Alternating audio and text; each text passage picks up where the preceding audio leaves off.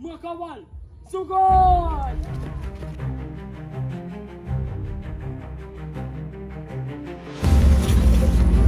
Dapil ang mga ulol na hari na ito.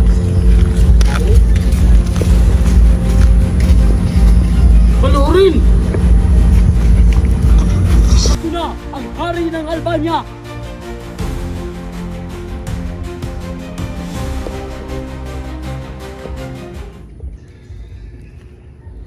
General, may liham galing kay Haring Linseyo. Salamat. Ano ang sinabi, Florante? Ako'y pinapauwi na sa Albania. Linandro, iiwan ko muna sa iyong hukbo at ako'y aalis na. Paalam. Nakakapagtaka.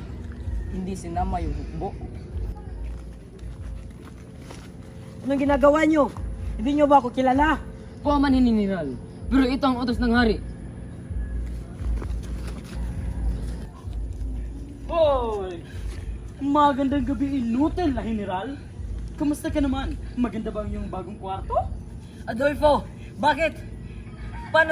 Bakit nasa iyo ang sentro ng corona? Isa kang taksil. Bakit mo ito nagawa sa sariling bayan?